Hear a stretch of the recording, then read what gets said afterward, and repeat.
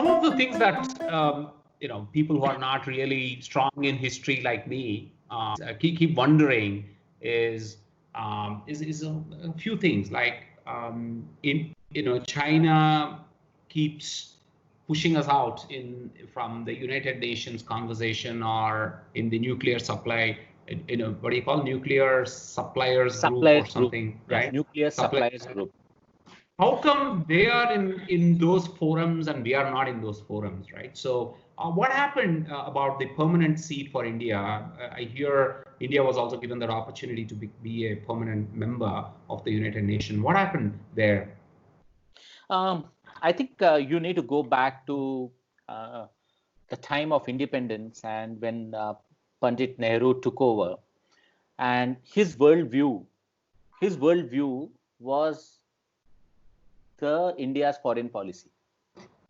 So Pandit Nehru's worldview formed India's foreign policy. Pandit Nehru's opinion on, say, communism and capitalism and India not being a part of either one became the India's foreign policy of, non-aligned movement. So you need to see that at that particular point of time, Pandit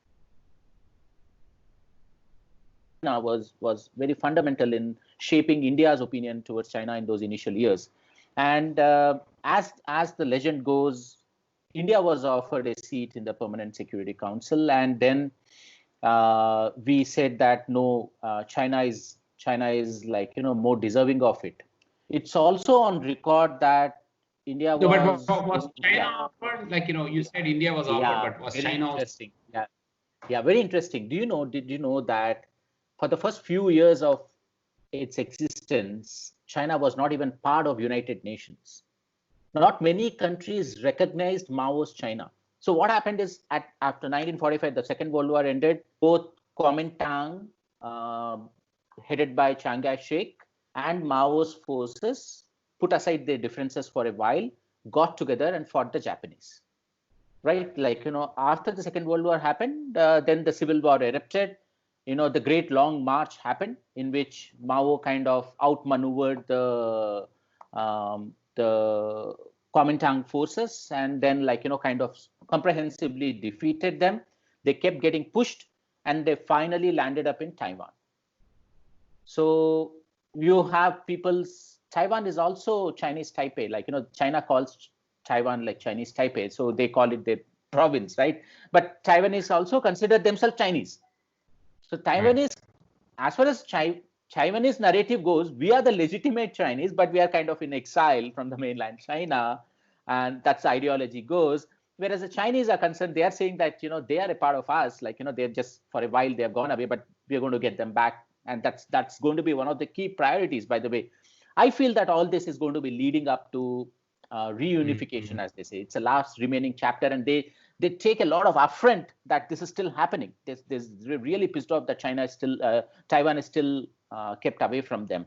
So Kuomintang was recognized as China for a long number of years. That is the Kuomintang government in Taiwan was recognized as the China.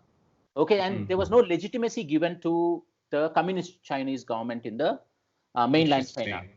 India was one of the first countries to recognize the communist government because of, again, the socialist leanings of Pandit Nehru, which was more in tune with, the USSR and the communist part of it. India recognized it. So that's where we started from. That's where the story started from. But then here comes a difference in the worldview of Chinese towards Indians and Indians towards Chinese. We were thinking that we are peers and we are equal to you and all. Chinese never thought that. They never thought of India as a peer, even at that time. And that's why Mao decided to, when this police action, I believe the literal statement when this news of these incursions came into Pandit Nehru was, send the police and kick them out. Okay, something to those lines. He was saying, okay, they've come in, just go get them kicked out. And when those things happen, and that's also the time when Mao was struggling and he needed maybe some diversion in his own local politics, that he decided to teach a lesson. And they have it at that time. Remember, this is 60, which is not very far away from 1949. So they did have a lot of battle-hardened troops, which are peasant troops, which were there, and they sent in them. And our focus definitely was not in that area. Our troop concentration, our best of the troops were not put in those areas. That is on our, because we were thinking Hindi Chini bye bye kind of a thing. Like, we thought like this will be handled at a much easier level. Yeah. So yeah, that's what happened? What happened? What led to the 1962? We were not looking at a war with China or going to war with China, but why did the 1962 war happen in the first place? So there is China war and China's India war, like, so it's very, very difficult at this point in time for us to pinpoint a particular reason. There are huge number of narratives. There is an excellent book published by, I don't remember, a foreign author. I can give you the reference. There is Dalway's book of Himalayan Blunder, which is, I thought it was a seminal reading in trying to understand what 1962 is all about. I think it was not one reason or two reasons which we can pinpoint, but a series of tactical decisions which had a large strategic impact. I think it was a folly. As much as Colonel Dini mentioned that China did not realize what they were getting into in Galwan on June 15th, and they might be kind of regretting this happening, and they might be trying to do firefighting right now and do damage control right now. I don't think we knew what we were getting into in 1962. We grossly underestimated, or I think miscalculated the whole thing. I would call it a classic misadventure which happened, and it had a direct impact on Nehru's legacy and his stature and his own personality. People say that had a huge impact on his health and led to his early demise very soon after too. So it was I feel it's a miscalculation and our inability to assess the opponent correctly. I think that's what happened. Coming to now, the third question is, China certainly has some aspiration, global aspiration. It thinks that its time has come, because while we see Galwan, I see China picking fights everywhere. It's picking fights with Hong Kong, via Hong Kong. It's kind of sending a message to UK. Then it's picking fights with Taiwan. It's picking fights with US. It's picking fight with Canada, Australia, and Vietnam. And it's like, it's not just us, right? So China trying to do, what's our, how should we look at China's ambition, sudden eruption of it? And a lot of people connect it to the fact that everybody is distracted because of COVID, and maybe they see an opportunistic time frame for it. Or is it not? Is it probably planned much ahead, and then they would have done this without COVID? What's your view? Okay, I think we need to address this. I think there are a few points which we need to bring out, and we need to slightly go back in history. And China has two histories. One is, I would say three. That is the whole dynastical monarchy kind of in history.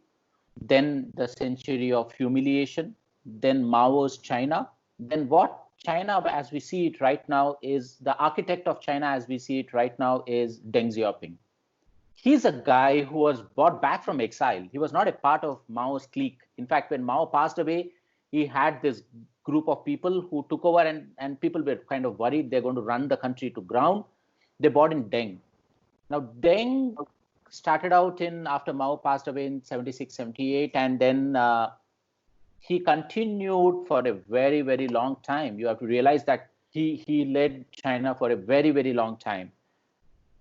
But the turning point in all of that came from the global backlash which China faced in 1989 over the Tiananmen Square protests and the crackdown which happened, right? Then that's the time when they decided that we need to go get it, and we need to be there. We need to take on the people at our level. Like we need to reach their level. We need to reach the stature of United States to take it on. And he promulgated something called a 24 character strategy. which emerged somewhere around 1990, and it says, observe calmly, secure our position, cope with affairs calmly, hide our capabilities, bide our time, be good at maintaining a low profile, and never claim leadership. This is literal translation of the 24 character strategy. It actually says hide our capabilities. Like, I mean, how come we didn't read into it? The strategy said that, secure your position, observe calmly, cope with don't affairs let calmly. your opponent know about your plans. He's saying this, right? He's saying this. He said, bide our time, be good at maintaining a low profile. So that's exactly why you and me are shocked today as to, like, from where did he happen to be all over the place? Because he has been, by design, following a strategy of maintaining a low profile till the time he reaches a stage in which he can take the center stage in the world affairs, right? He has deliberately built that. And they were very, very serious that the path to do this is to be the production powerhouse of the world. So it was a very deliberate path taken by them. So we have this from Deng Xiaoping. You had two more leaders coming in. You had Hu Jintao coming in, and another leader. Both of them came in and they took over, and they continued the legacy of Deng in expanding their economic horizons and becoming an economic powerhouse.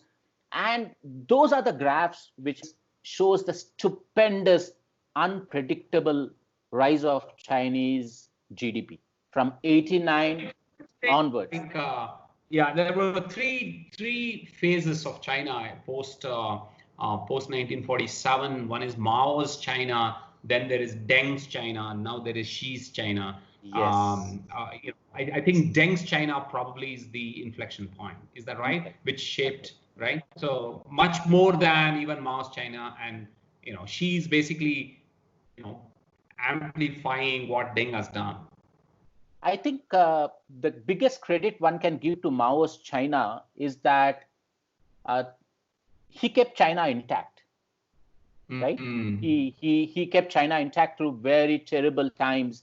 You see, Cold War was raging on. You were not in the winning camp, at least in hindsight.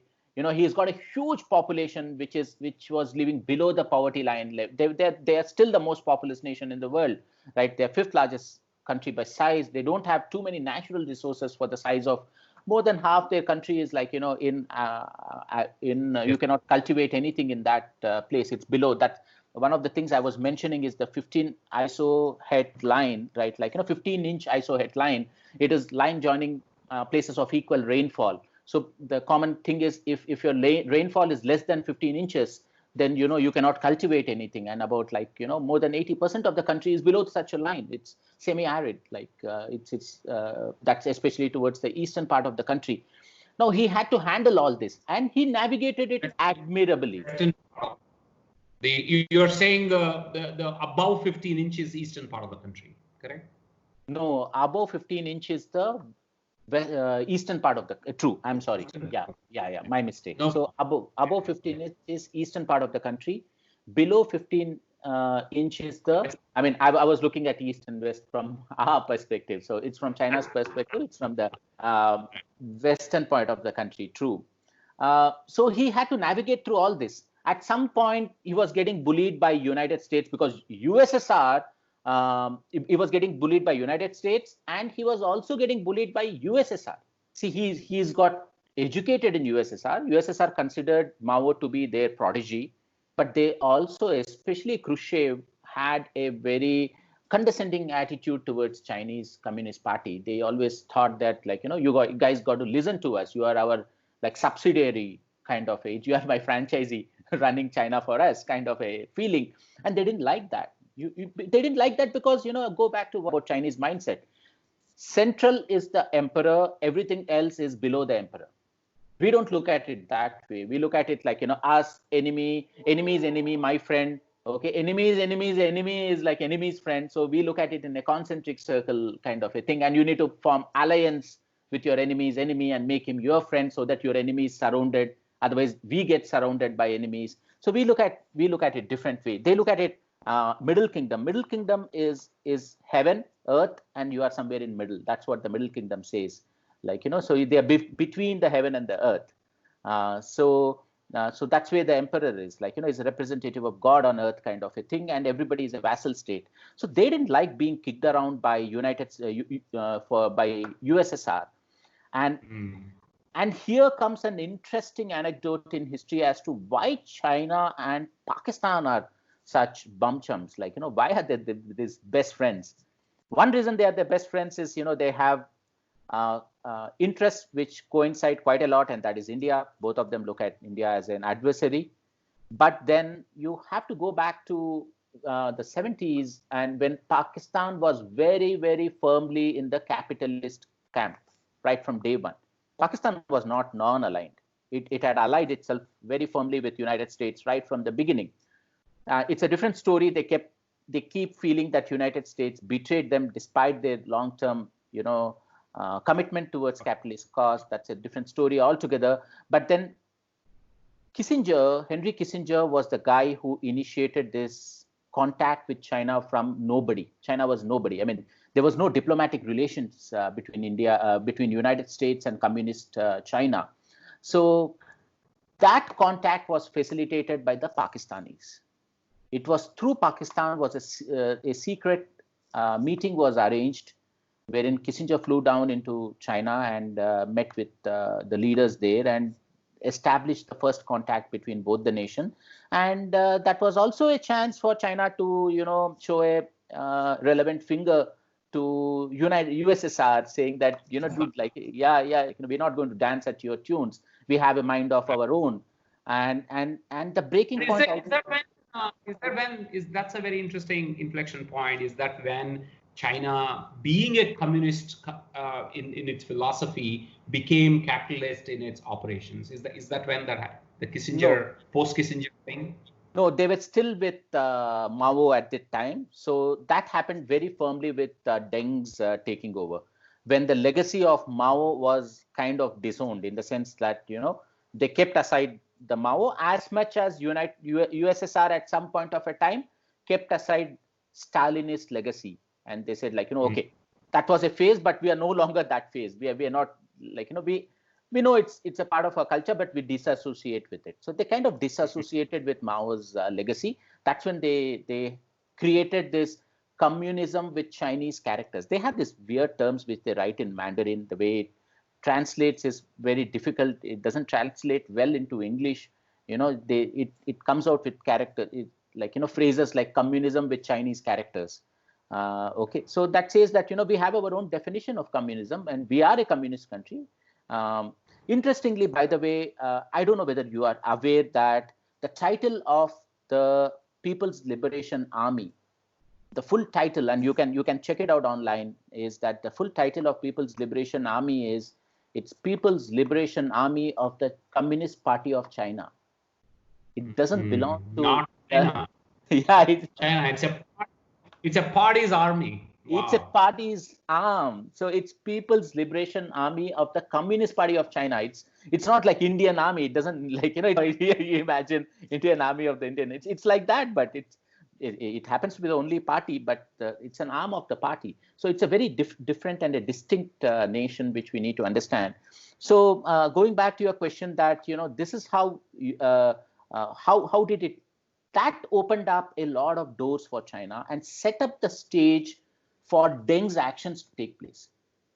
So now United States, why did United States want to get into China? Because, it wanted an opportunity to split the communist bloc in the most dramatic fashion by taking away the largest member of the company. I mean, it's such a big loss of face you go back in times to 70s, it's such a big loss of face for USSR to know that, the person who you thought was your, general is actually in the enemy's camp. He's been negotiating with the enemy. So they took this opportunity. Kissinger jumped at it. He went and set up contacts with Mao's regime, legitimized Mao's regime. So China gained a lot. It got legitimacy in the Western governments for the first time. from being, illegitimate kind of a nation. And that set up the stage beautifully in future for it to enter, because the contact was already established, for it to enter into the capitalist, into the world economic framework. I wouldn't say capitalist. Yeah, so it could get into the world economic framework with its huge production capability. It doesn't happen overnight. They've deliberately set it up. And the question is, anybody could have set it up. Yeah, even in India could have set it up. We have same things, right? We have the same amount of land, same amount of people, skilled labor, but then they did it. It's Deng's brainchild all over again. He's the architect of modern China, and they owe it to him. And they realize that, they accept that. They give him a big position in their present mindset. Deng has got a very important place in their psyche. So this 24 characters that you talk about has a lot to do with, like, don't show leadership, don't hide your intentions and stuff like that. What is she thinking? With he's not following those characters. He's showing it open. So what changed? Yeah. So when she came into power, he changed few fundamental things, right? And in their national congress, they have this national congress, like, when everybody gets together. You see these pictures, and they are like, really, really awe-inspiring pictures in which there's a huge hall, like, you remember these USSR scenes, there's the sickle and hammer and one small tiny person in front of a huge. So they still have the staged events wherein this national congress happens, when all the delegates of Communist Party of China meet up. And in their 18th National Congress of Communist Party of China, which was in 2012, he came out. He propagated a already existing but buried strategy called the Chinese Dream. Okay, and in which he came out with 2 dates, and these 2 dates are both centenaries. So this was called 2 centenaries dates, and first one was the centenary of the Communist Party of China's establishment. It was in 1921, if you remember, that Communist Party of China was established. So the centenary of that, 2021, wherein he said that they will become a moderately well-off society. Now again, as I told you, these phrases are all like, very, it doesn't give to, literal translation. They said that they'll be a moderately well-off society by 2021, right? That is their first centenary. He set a date written in stone, right? Second date he set is centenary of founding of People's Republic of China.